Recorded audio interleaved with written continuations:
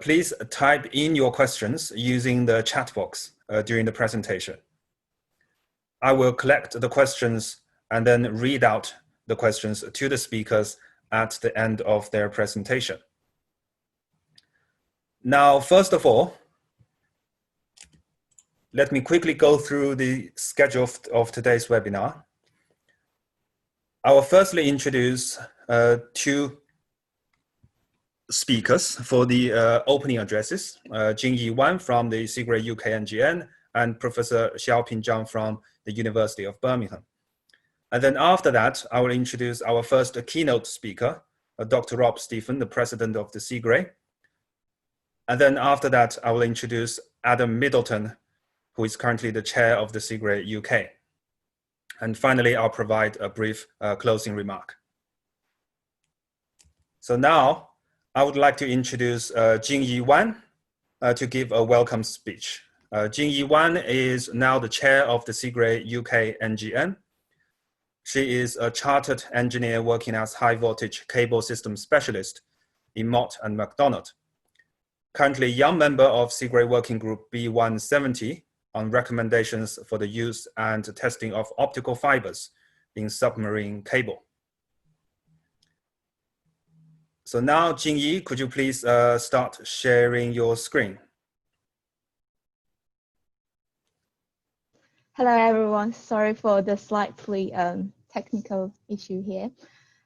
So my name is Jingyi thanks Ying for introduction. So what is CIGRE? CIGRE is a collaborative global community, and it has 15,000 professionals from over 90 countries. And I would like to also introduce you to the biggest event organized by CIGRE. It is the CIGRE Paris session, and it is a world-leading event for sharing power system expertise. CIGRE's knowledge program has 16 domains with more than 250 working groups, and the knowledge program lead to a congress called CIGRE Paris, happens every 2 years. This year it will be an e-session, and so it will be a very accessible way to have a taste of CIGRE Paris. And what is CIGRE NGN? CIGRE NGN is a professional network for engineers studying the early stage of their career, and I'm currently the chair of CIGRE UK NGN. We organize events for young members and also support young members to get involved in CIGRE activities. I would like to share some personal experience with you. The first event I've joined is the CIGRE UK Young Member Showcase in 2018. After the showcase, I received a sponsored ticket from CIGRE to joining the Paris session in 2018. And that is where I met Professor Zhang, who happened to be the next speaker. So what a coincidence. And in this year, I also led our team and delivered Young Member Showcase in University of Manchester. 3 nominated winners get the sponsored tickets for the coming up e-sessions. My closing remark will be, we want you to join us to the 2021 Young Member Showcase, and it will be a great opportunity. I will hand back to Ying. Thanks, Ying. Thank you. Can you stop sharing your screen so I can? Yeah. Can you stop me, or let me try? Yes. Yes, that is excellent. Thank you, Jingyi, for the excellent and clear introduction of CIGRE and CIGRE UK NGN. And now I would like to introduce our second speaker for the opening address, Professor Xiao-Ping Zhang. Professor Zhang is currently chair in electrical power systems. He is director of Smart Grid Research Center and co-director of Birmingham Energy Storage Center at the University of Birmingham, UK. He is a member of CIGRE, a fellow of IET, and also a fellow of IEEE.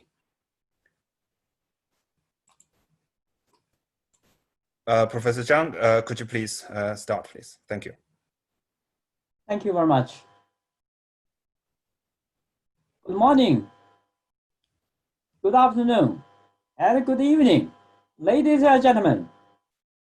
My name is Xiao-Ping Zhang, Professor of Electrical Power System, Director of Smart Grid Research at Birmingham. It's my great pleasure to welcome two very distinguished speakers, Dr. Rob Stephen, President of CIGRE, and Mr. Adam Middleton, Chairman of CIGRE UK. Also, welcome all the participants who take the time to join this webinar today. Today's focus is about the global energy challenges and the transition towards sustainable low-carbon energy system, and also opportunities. At the beginning, also allow me to take the opportunity to say a few words about Birmingham's energy research. Energy at Birmingham is a vibrant community of more than 100 academic staff across the campus. And our research in energy include smart grids, HVDC artifacts, renewable energy control, energy storage, energy material, transport, and energy policies, as well as hundreds of research fellows, doctoral researchers, and taught MSc students. We collaborate with industry and institutions across the world. Birmingham has the critical mass and connection for students and academics to thrive in our intense energy research environment. Birmingham is a great city, very much related to the first industry energy revolution, symbolized by the first successful manufacturing of steam engines in Birmingham by James Watt in 1776. Back to a few years ago, Birmingham was named as National Energy Capital. This would certainly encourage exciting low-carbon energy technology development as well as international collaborations. Energy challenges could not be tackled by a single country alone. International collaboration becomes essential for successful implementing the Paris Agreement on climate change. CIGRE is certainly an excellent platform to facilitate international collaborations, propose innovative smart grid solutions, and support individual career developments. Looking back, I personally benefited significantly from CIGRE network and technical support. Today, we are very delighted to have such an exciting opportunity to host this distinguished webinar. Finally, I appreciate the excellent works of CIGRE UK NGN team led by Jingyi to make this webinar happen. Wish all of you have a very good time today. Stay safe and healthy. Thank you very much. Thank you, Professor Zhang.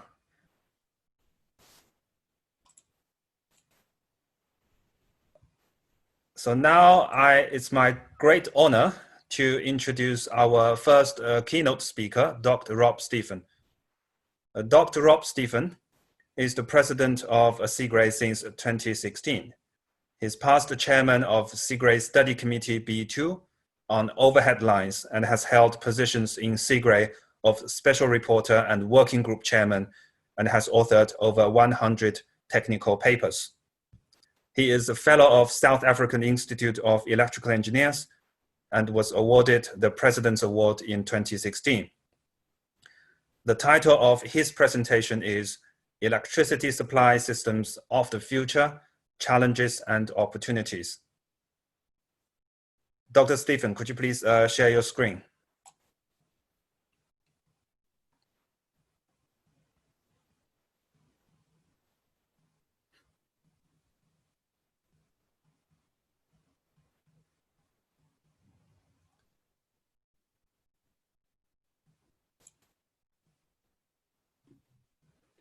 Good afternoon, and thank you very much. What I'm going to cover today really is the electrical supply systems of the future, your challenges and opportunities. And this is work done through the CIGRE Technical Committee, which includes the study committees, which I'll cover so that you can understand a little bit of the structure of CIGRE and what work they're actually doing. So what is the purpose here when we're looking at power systems?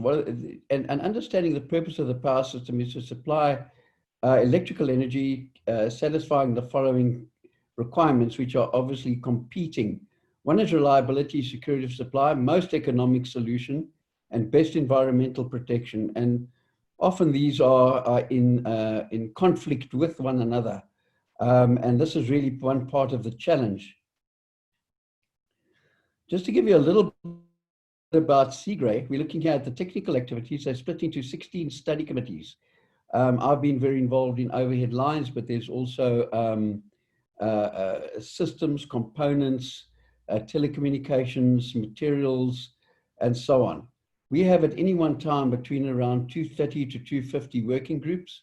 And we, of those working groups, volunteers of about 3,800 experts globally are involved with the working groups. The working groups are there to solve problems for industry, which are relevant to the particular topic that they're looking at, such as overhead lines, substations, or whatever.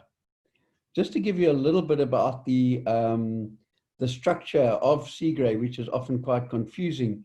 We have a General Assembly, which is all the members. We have an Administrative Council, which consists of the chairman of each of the 60 national committees.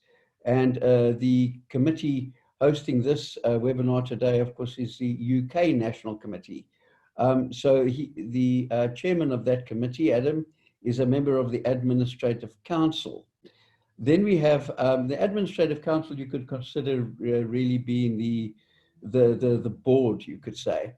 And then we have what's called the Steering Committee, which is like the EXCO, which consists of certain national committees and elected members. And then this area here, the sort of administrative area, comprises a central office in Paris, which is really small. It's under 20 people.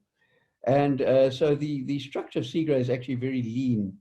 Where all the work is actually done is within this area, the Technical Council, which consists of the 16 study committees and then the 230 working groups. And now your next generation network forms under the UK or under the particular national committee. They link, as do the Administrative Council members, together to form interesting topics, input into working groups, suggestions for the new working groups, etc. So by the one is that I would really encourage, if you aren't involved, is to get involved with a working group, either as a corresponding member or a full member. And you could really learn, because what's happening there is that all the experts from around the world are in fact discussing issues relating to their particular topic. Let's get on to the topic at hand. basically we can all understand that in the past we had generation on the one side, customer on the other side, power flow was in one direction. Now we get power flow coming in any direction and generations inserted at any points. And we've had, with the large rooftop PVs, of course, you can get from customer power flowing into the transmission network and through the transformers, of course, which create problems, because originally when they were installed, normally the power flow was from high voltage to medium or low voltage rather than the other way around. What CIGRE has done is it's highlighted 10 areas where in order to manage the new power systems, you actually have to look at all of these simultaneously. You can't just have one and then ignore the other. You have to understand the interaction between them and how they actually work. And I'll cover very quickly the 10 particular areas. The first one we're looking at really is your active distribution networks. Why it's called active, because it's got smart grids, got controls, it's got generation. And really, you can, I won't read all of this, but the presentations are available. What we're looking at, key challenges really is massive penetration of distributed generation units, control and coordination, especially if you have PVs with dumb inverters. How do you actually start controlling those without them hunting and whatever? There's also a very important one, which is evolution of markets and regulations. The different markets, in fact, create a very different power flows and different dynamics within the power system. And it's very important to understand that. And then also of course, ancillary services. How can we use distribution networks to provide ancillary services that is fault level voltage control, where you have this very inverter-based generation, which is, of course, doesn't provide you with any inertia, and various and stochastic generation and various fault levels. So what is the opportunities within this area is modeling, analysis and control of active networks. And then, of course, information exchange between transmission and distribution system operators. CIGRE has done a lot of work in this area. Of course, CIGRE is now distribution based as well, goes from end to end. The next area to look at is dealing with this massive change of information. And the challenges here are architectures for information management, communication technologies, algorithms, and so on. And well, of course, cybersecurity and access control. Where are the opportunities? And these, when I call it opportunities, it's opportunities for further development, studies, working groups, getting involved. It's really into the cybersecurity area, and then new ICT architecture to accommodate new entities, energy and information. And of course, so one of these, of course, would be the use of PMUs in real time and gathering enormous amounts of big data, where we could actually make use of this data for using analytics to really automate the system. The next area is integration of HVDC. It's not only HVDC, it's also MVDC, LVDC. And it's really integration of multi-feed networks into the AC networks at the HV level. Then the effects of power electronic penetration at all voltage levels, which includes reduced inertia, insufficient voltage support, low fault currents, and impact on power quality, especially with the low-cost inverters that might be coming in.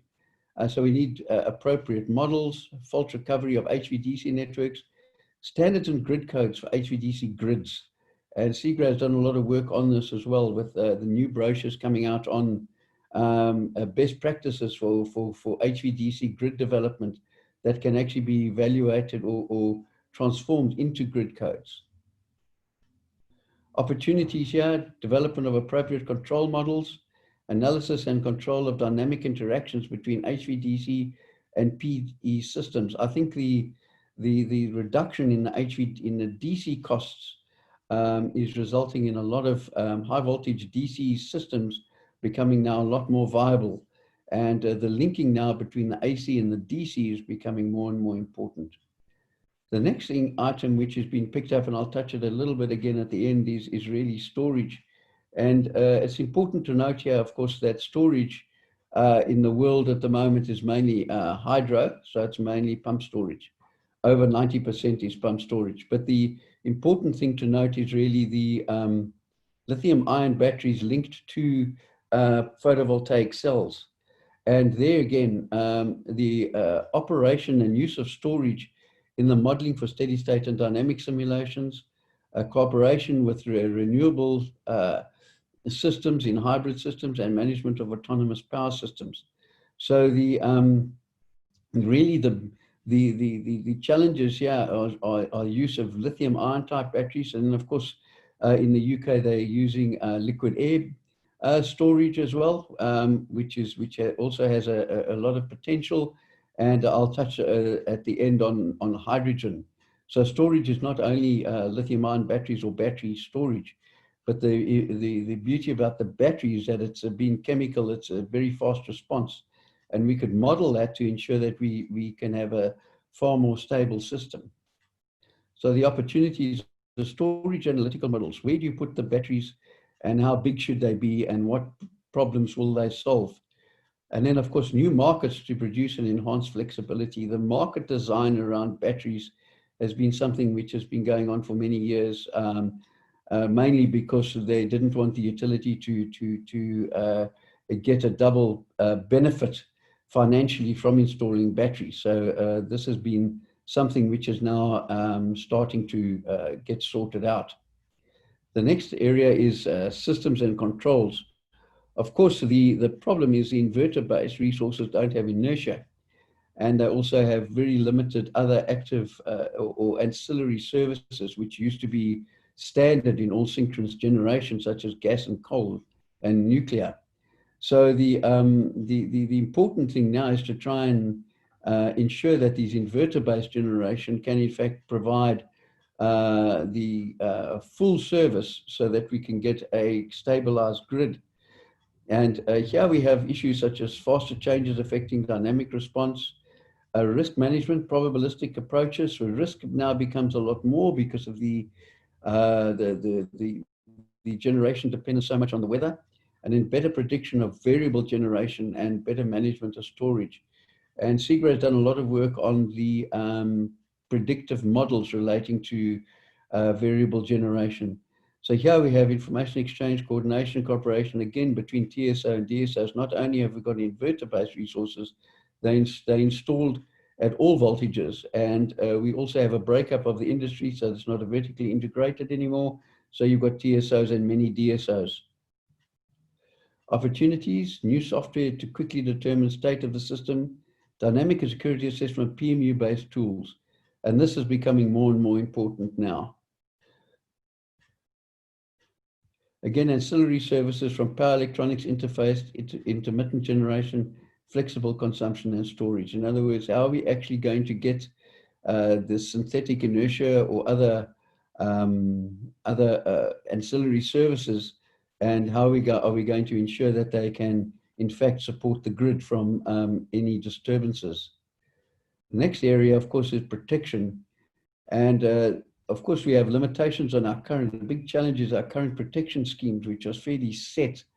So all the settings on the protection relays are set for a particular fault level and a particular line impedance and load. Now that is changing all the time.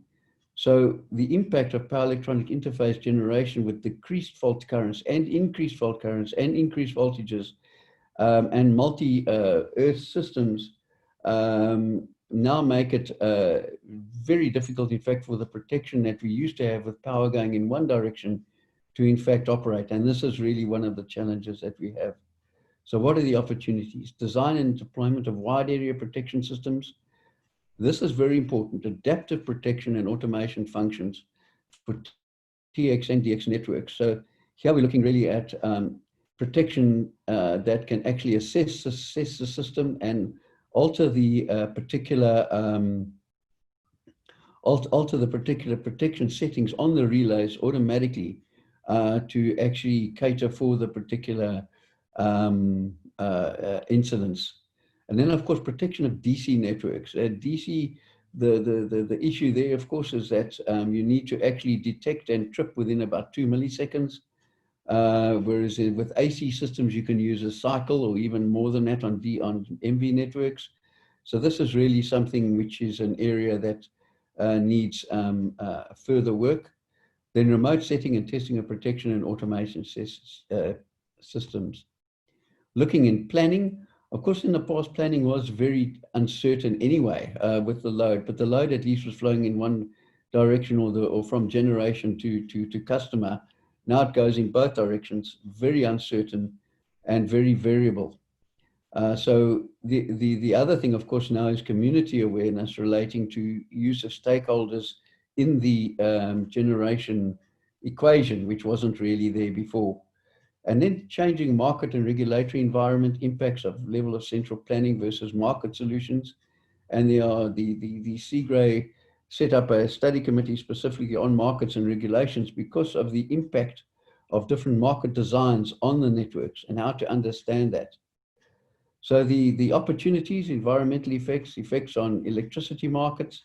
Of course, this whole environmental effects links to global warming, links to renewable energy, and then the different market designs and how these actually affect the grid.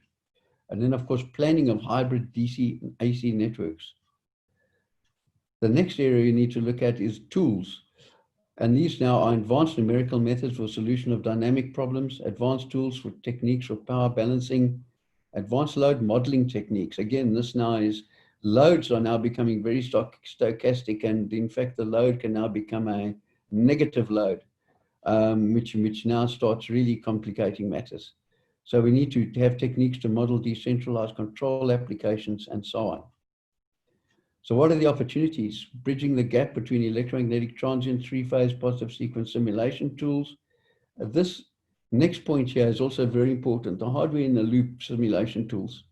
Looking at RTDS equipment is becoming more and more necessary now, because it's very difficult, in fact, to predict exactly how the hardware is, in fact, going to operate within the actual network. So research using RTDS systems is becoming something which is becoming more and more essential. Then, of course, harmonic performance of the grid with all the inverters and switching, the generation of harmonics at different points and the effect of that on the customer appliances, etc., is something which needs to be looked at. Then, of course, we need to look at the increased use of existing lines and our existing assets. So the challenges there are uprating of existing lines, replacing with high temperature conductors, conversion of AC to DC lines, which they're looking now in Germany, new insulated AC to DC submarine cables, and compact designs for offshore applications, and so on. Opportunities, increased use of interconnections, impacts on planning, operation control, establishment of electricity markets, and then again, use of overload capability, not only on underground cables, but the underground systems is one of the areas that due to this variation in the load, it is important to have robust networks that can take quite high variations in load requirements. Overhead lines, in fact, are quite resilient to that, and you can actually use real-time monitoring and other devices to actually get your overhead line thermal rating right up. But the underground cables and other devices on the system, in fact, may not be so. So that you're looking at underground systems, you're looking really at also your transformers, breakers, and so on. Then lastly is the needs for stakeholder awareness. Before, we had the stakeholder was really the customer, and then it became the prosumer or production, because you're selling energy back into the grid. Now, of course, the customer can be an integral member of the ancillary service provider. So the customer can actually provide capacity, can provide fault level, can provide voltage support, can provide harmonic damping, and a lot of other stuff, as well as demand side management. So the actual involvement of the customer, design of the market, and being able to, in fact, use the customer to the best ability is a key challenge. Here we have the big opportunity here is assessment of stakeholder participation in grid support, trading, market participation. And here again, we're looking at things such as Bitcoin or blockchain type systems, which are coming on, and how that'll affect the actual power flow within the networks. The next thing I want to, in conclusion, just to give you a little bit of a taste of what might be the next disruptor. And in CIGRE, we've set up an international work group reporting directly to the Technical Council, just looking at this kind of power to gas. And one of the big areas we're looking at power to gas could be green hydrogen, but of course power to gas could also be air, because it's a number of things. But the production of green hydrogen is produced by electrolyzers, powered by renewable energy. And this is the big area relating to green rather than black hydrogen. We could use hydrogen for storage, reconversion back to electricity, hydrogen as a feedstock with carbon dioxide to produce methane. And then the big thing here is use of transportation and rail. In other words, is the use of hydrogen fuel cells for large vehicles and rail, which are the large vehicles and trains are not really good to be powered by lithium-ion batteries, because the batteries need to be so large that the vehicles actually just transport the battery around.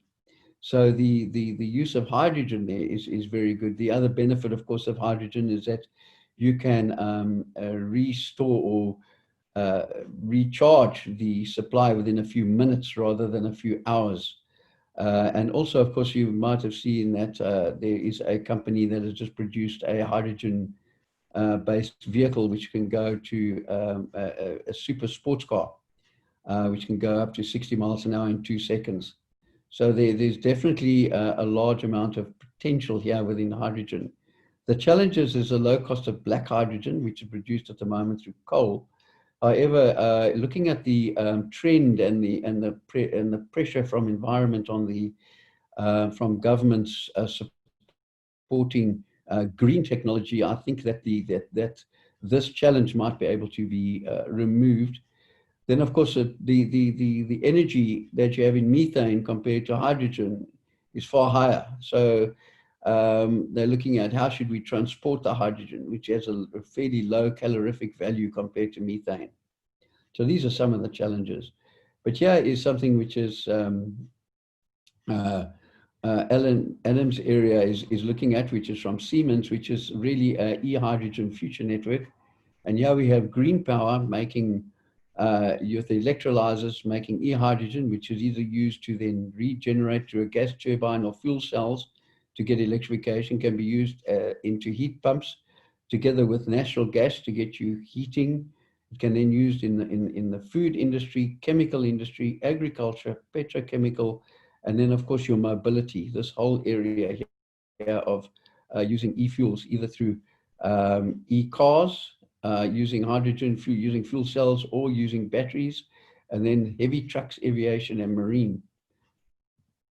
Just to give you what is being considered at the moment, and this is 180 gigawatt offshore wind power in the North Sea, and there the aim there is to either generate hydrogen at this point of where the wind generator is, and then transmit hydrogen to the continent, or convert it to electrical energy, and then transport electricity across. If we get this right, you can almost have a full energy system driven completely from renewable energy. So in other words, you won't have any of the fossil fuel burning, because once you start using the hydrogen to generate electricity, you can actually get the full ancillary services. And that brings to the end of my presentation. I'd like to just acknowledge the Technical Council of CIGRE for input into this presentation, and this is my email address. Thank you, Rob. Thank you for the excellent presentation, ranging across almost all aspects of electrical power systems in terms of the challenges and opportunities for the future. In terms of the questions, I have received a few questions. Oh, I just saw Jingyi pop up one. How does the CIGRE steering committee interact with technical council? Is there events that less experienced members can join organized by technical council? Yes, the CIGRE steering committee has actually got the chairman of the technical council is a member of the steering committee. And every 2 years we have a combined steering committee and technical council meeting. And the aim there, that wasn't really in the past. What we did was we introduced it recently. And the reason for that was to ensure that the strategy of CIGRE is aligned to the technical direction of the technical committee. In other words, that whether they needed additional study committees or any other technical aspects that were that's required, we need a very close collaboration between the steerco and the technical committee. So yes, there is a lot of collaboration at the moment, which is definitely paying dividends. And in terms of her second part of the question, for example, I'm an inexperienced, say, PhD students or master students, and I would like to get involved in some of the, say, working groups or the technical activities in CIGRE. Is there any suggestion from your side on how we can contribute? That's where the national committees come in, and each national committee normally has a member from that particular country on each of the study committees. So if the person, a PhD student, is interested in communications, telecommunications, they would then find out what who the local member is, the study committee member for that particular study committee D2, and that's normally found on the websites of the national committees. That they would have that there. On the CIGRE website, you'll find the study committee D2. You'll get all the study committees. You don't have to know the names, the numbers, telecommunications, D2. You would then go there. You would then find out what working groups are active. And from there, you can actually say, well, okay, right, I need to become a member of this work group. You then apply through the study committee member in your country. They then contact the chairman of that particular work group and send your CV. And if that's acceptable, they then let you on. What we try to do with working groups, of course, you need to have members from, we don't want all the members from the UK or all the members from Europe. We want to have a very diverse membership of the working group, and you get a better output. We really encourage young members to join the work group. So we're not too worried about numbers. Say, for example, there are 10 young members on the work group, that's fine. And normally at the end, when I lead a work group, I normally take those that contribute. We put their names onto the brochure that's produced. But we allow a great number of people to actually partake and get that networking done from the working group deliberations going forward. So definitely, I would, if you have got the opportunity, you have got an area, have a look at the CIGRE website, have a look at the National Committee NGN or National Committee website, and then try and get involved. You can be a corresponding member. And now a lot of the meetings are done on Zoom or done on GoToMeeting anyway. And then try and attend, I would say attend one physical meeting if you can. They're held normally around the world to try and get as many local people involved with the work group, because your networking is phenomenal, and your development is amazing within the working group, because you're talking to the actual experts. In my case, I did my master's on thermal rating of lines. The first working group I went into, around the table was all the professors and experts that I actually had quoted in the thesis. So you can actually meet and talk to them one-on-one, which is absolutely amazing. Okay, thank you very much, Rob. I think we only have time for these 2 questions. And I noticed that there are additional few questions on the chat box. Can I please ask Rob you can type in briefly your answers through the chat box to those that unanswered questions during the Adam's presentation later on. Thank you. So now I would like to introduce our second keynote speaker, Adam Middleton. Adam Middleton is the chair of CIGRE UK since 2016. He was elected to the CIGRE Global Executive Steering Committee in 2019, where he coaches the Women in Engineering and NGN groups. He is the CEO of the newly formed Siemens Energy Company in the Netherlands in March 2020. The title of his presentation is The Energy Transition, COVID-19, and the Future of Our Industry. Adam, please share your screen. Thank you. Okay, good afternoon, everybody. First question, can you see the presentation? Yes, I can, yes. Cool, good stuff. Ying, NGN colleagues, thank you for putting this together. Great job again. Two thank yous, first of all, to my good friend Xiao-Ping and friends at University of Birmingham. Thank you so much once again for your valued support. And a huge thank you, Rob, to you for your time and intervention. I just want to pay tribute coming to, I guess, the end of your tenure as the president of CIGRE globally.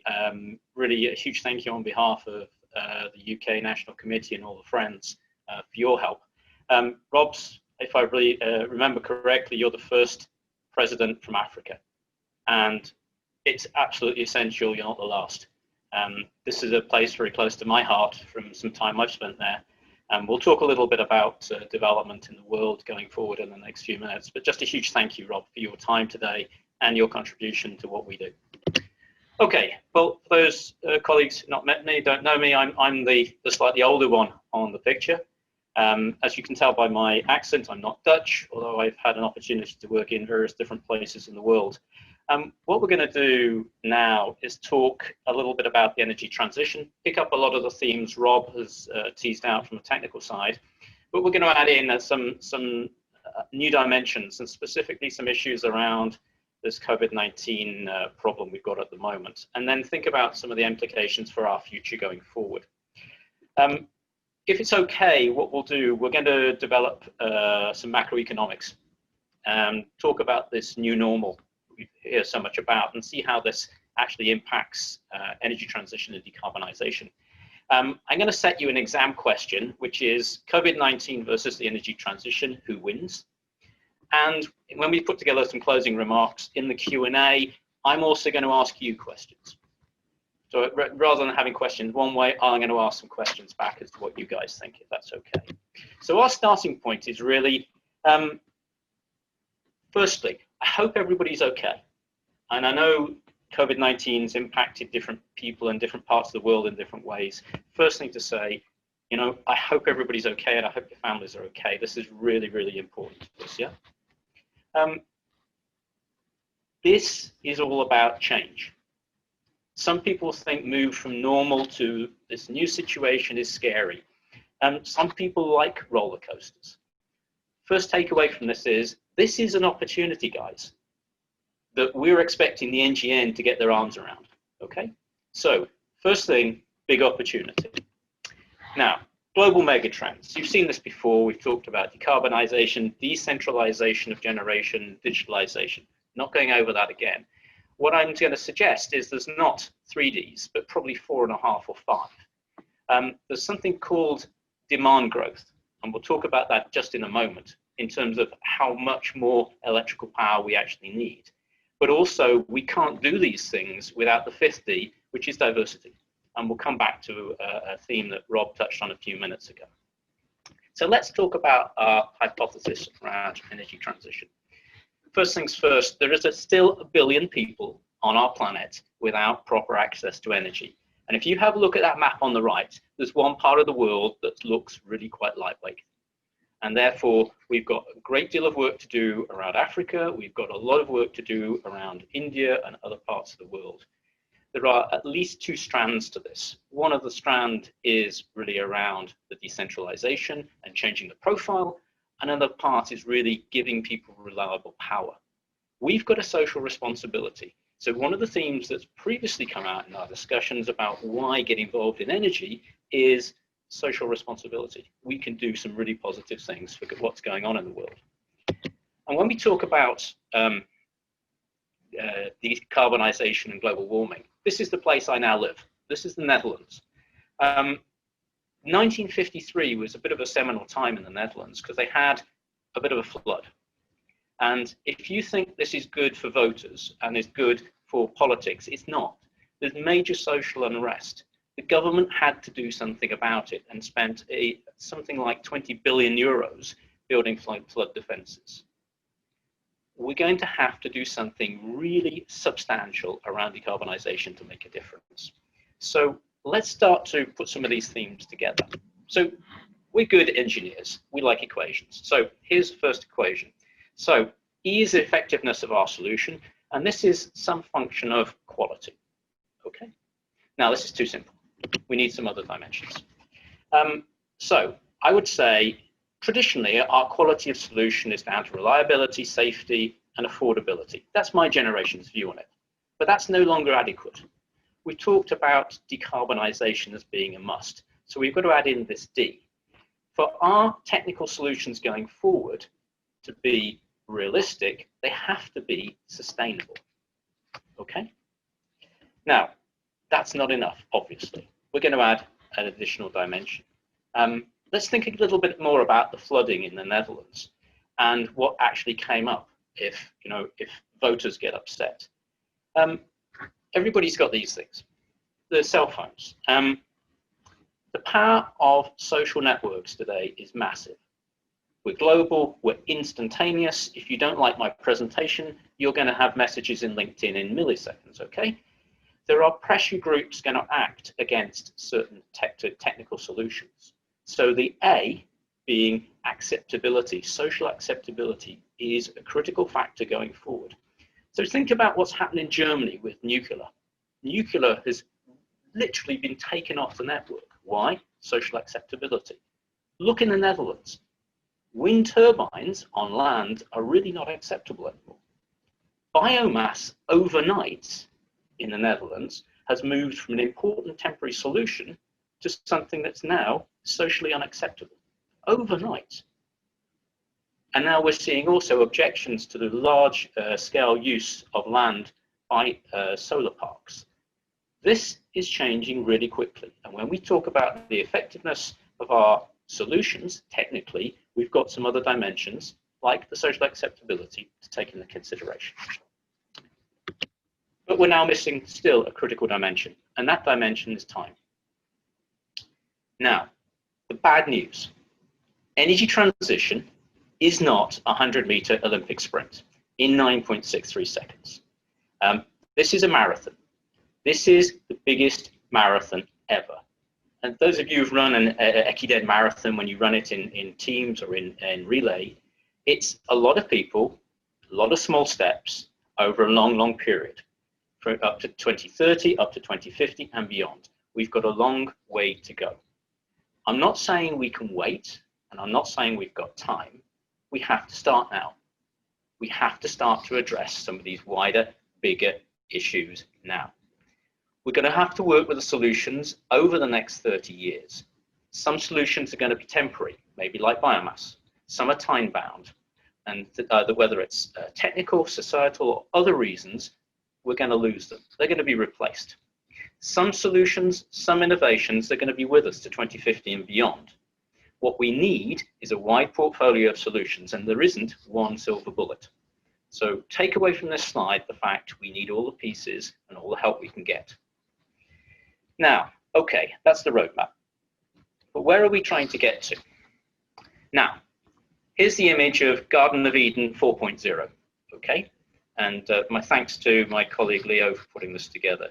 There's a lot of focus at the moment on the end game, the ideal outcome, the thriving economy, the sustainable solutions, the inclusive, the prosperous world. If only we could build enough wind turbines, and there's a real great quote here, a solar farm the size of Israel, or we can cover Bulgaria in solar panels, we could get enough energy. This isn't the key point.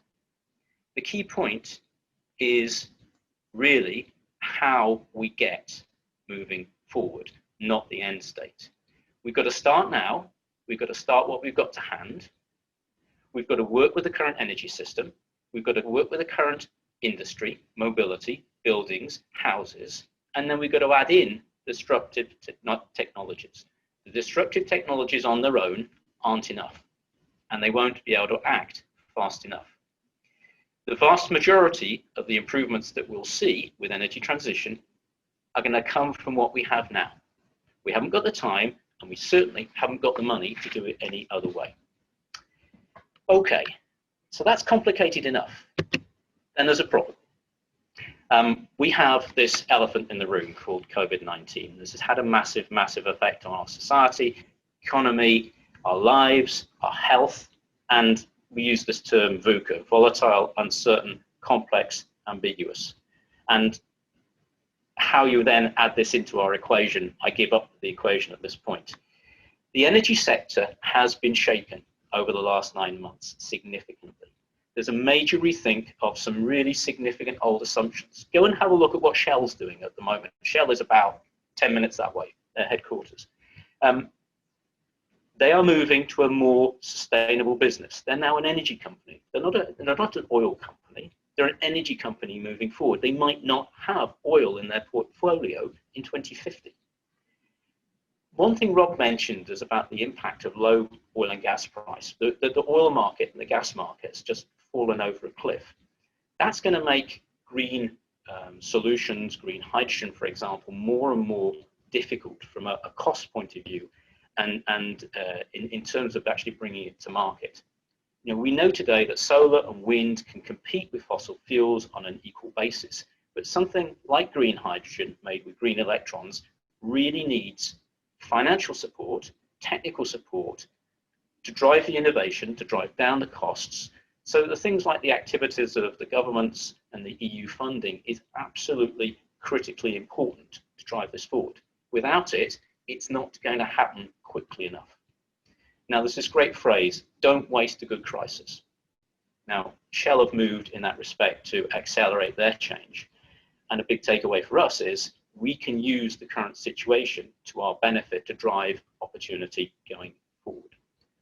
And I guess most people have seen what it's done to GDP. I think the UK figures came out last week, and there's a drop of minus 20% in the GDP numbers. And it's massive. And I guess just for completeness, I put in some of the impact on, you know, on the stock market, and any of the colleagues on the call who've got shares will know what it's done. And also the oil and gas price. I think oil dropped well below $30 a barrel, and gas was down to 6 cents per meter cube. It's really significantly different. Now, there's a really good document that our friends at Roland Berger have put together, and I won't go through this in huge detail, but it shows actually the roller coaster we've been on through the initial shock of COVID-19 hitting, the lockdown and the world stopping, and then the ramp up, and the different countries and different regions ramping up at different rates. Now, the key issue here is, what are we doing in terms of restabilization, trying to find solutions in the way we operate and the way we work in order really to mitigate this second or third wave. If we got to look at our hypothesis around energy transition, I would suggest that this reset on the energy system and the energy network is, again, a great opportunity. But it's an opportunity to do something different, quicker, with what we have. Food for thought. I want to pick up another theme Rob touched upon, and the final part of the hypothesis is something around sector coupling. The basic point here is around, we talk about decarbonisation, decentralisation, digital, we talk about demand growth and diversity of solutions, and we need all the help we can get. The issue is here, we can't just look at each element stood on its own. We have to look this as an integrated system, something we call the coupling of the sectors, or sector coupling for simplicity. What we have to have is really dynamic engagement. It's not a question of bringing along a solution and expecting it to be implemented and it'll work. This is a very iterative process, and it's a very interactive process, and it requires enormous commitment by customers as we understand their demands, as the thing develops. It's an ongoing, agile, iterative process. We need a holistic view as an industry, again, pulling on one of Rob's themes, holistic view across energy, across mobility, across buildings, across industry. Electricity is a critical building block here, which is great news for us electrical engineers. But we need green molecules to act as fuel stock, feedstock, storage, and therefore we need to plan and align not only electricity networks and systems, but also gas alongside it.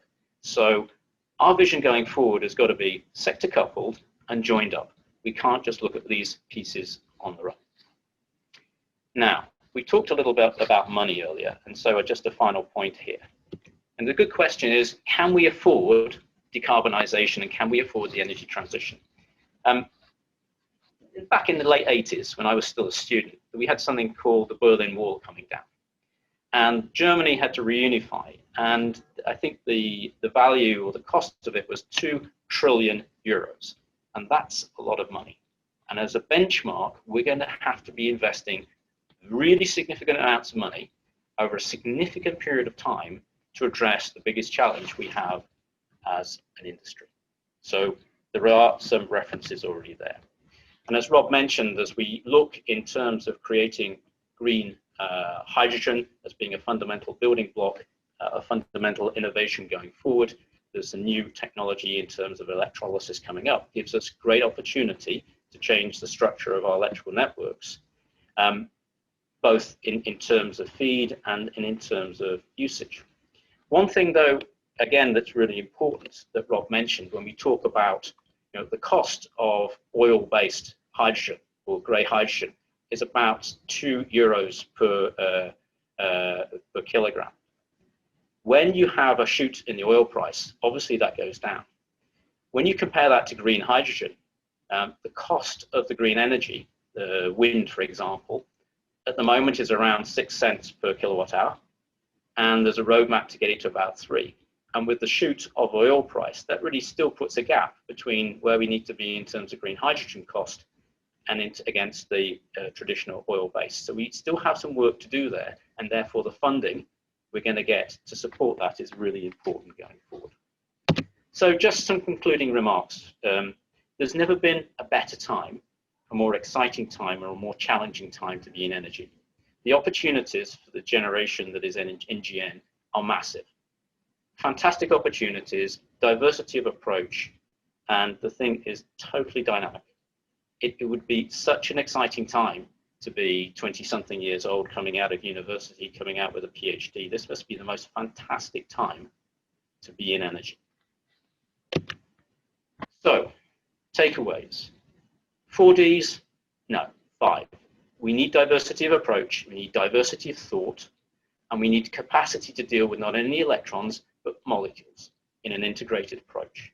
The only way to deal with this as we look across energy, transport, buildings, industry is a coordinated approach, use what we've got, and build tomorrow's future. So the exam question is, with COVID-19, does it slow down the energy transition or does it speed it up? Lots of debate, lots of different views and lots of different elements. My view, it's probably the biggest opportunity we've got. Now, there's nothing new in the world, and there's a famous quote from a rabbi a couple of thousand years ago. If we're not going to do it now, then when are we going to do it? There's never a better time than what we have today. We've got to get on with energy transition, and we've got to get on with it now. Society demands solutions. Decarbonization's got to happen. We need diversity of thought to make it happen, and we start now. We're going to do it in an agile way, work with what we have, and develop and learn. So for the NGN, there's no shortage of challenges. there's no shortage of opportunities, and there's no shortage of change. This is quite simply the biggest challenge we've ever had. Are you guys ready? Thanks. Thank you, Adam, for the wonderful presentation and some key inspiring questions that for all our young members from the NGN and non-young members as well. I think we have time for one question. There is one from Jingyi, saying that when we are driving for renewable energy solution, are they actually greener than the conventional energy solution when considering the complete life cycle? Is there a holistic studies that can help us assure that we're definitely going towards the greener future? It's a really good question. I know a 20-year-old student who's written a paper recently called "How Green Is My Dreamliner?" And I know it's a different industry, but in aviation, there's a lot of debate around, that the Dreamliner is the greenest aeroplane ever produced, which is great, but then you fill it full of kerosene. So yes, this whole concept of end-to-end view on the green credentials of a relative solution, sustainability and actually getting proper metrics on it is a fundamental part. So one bit of it might be super green, and the other bit might not be. So speak with data. It's a really good point. And we've got to do a better job to actually have proper metrics and KPIs to understand what the reality is. Super question. Thank you. I think that is all we have time for. If you have additional questions, could you please send an email to us, and I will forward your questions to the speakers for them to have a time to respond. So thank you very much again, Adam, for your excellent presentation. Finally, before we finish, I would like to thank Jingyi and Professor Zhang for the opening address, and a huge thanks goes to Rob and Adam for taking the time and sharing with us your insights and on the challenges and opportunities for our energy systems. And before we close the session, can I ask everyone to take a minute to help complete the feedback form that I have just included in the chat box. The slides from all the speakers and the recording of the session will be made available to the attendees after the session. And thank you again for attending this webinar, and we will develop and we will coordinate a future event under the Birmingham Power System Young Professional Seminar Series, and I look forward to seeing you all in the future seminars. And thank you, everybody. And that's the close of the session. Thank you.